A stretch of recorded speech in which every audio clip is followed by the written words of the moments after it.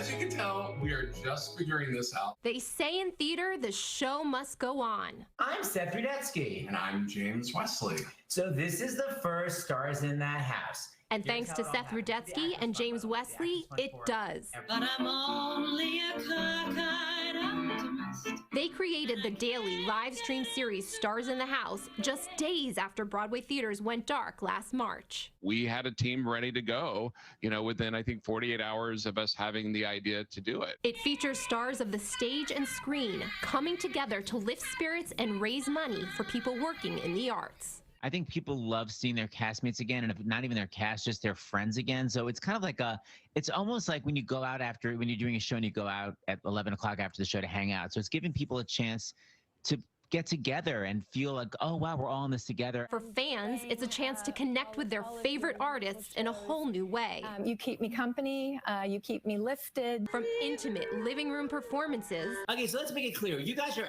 actually in your bathroom, right? To bathroom serenades. This online stage attracts audiences from across the globe. I would say that is probably the biggest surprise of doing this whole thing is the number of people who watch it around the world live. Even if it's 2 a.m. or they're in the Philippines or Australia and it's 9 a.m. the next day, people watch it. Rachel from England, $25. Hello from England, watching here with my 2 kiddos. Loyal viewers helping the show raise more than $700,000 for the Actors Fund. It's for anybody in the arts, no matter what they do. So you're on stage, off stage, you're in front of the camera, you're behind the camera, you're front of house, so you're an usher, you're a makeup artist, whatever you do in the arts across the country. The Actors Fund is a lifeline for artists during normal times, even more so during a pandemic. People in the arts that are gig workers, there is zero work for like 95%. There's never any work for gig workers in the first place in the arts. It's so difficult as an artist, and now there's no work. The show also shifting at times to support other causes like the Humane Society, the Trevor Project, and the NAACP Legal Defense Fund.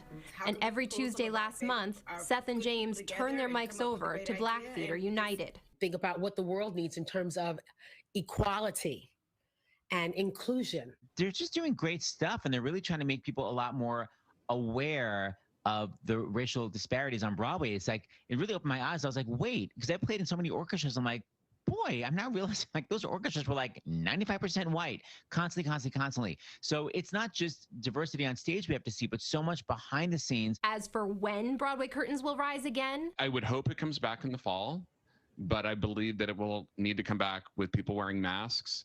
In the audience. And I don't know if all the shows will come back at one time. I think it'd probably be a trickle effect. I'm hoping that when Broadway comes back, theaters are not, literally, I always joke like, the same dust mites are there that Ethel Merman had. I mean, that's what it's like when you do a Broadway show backstage. It's like, you can't believe how horrific it is. So I'm hoping that when Broadway comes back, theaters have a much higher standard of ventilation. But until that day comes, Stars in the House will be there to entertain, engage, and advocate for the arts.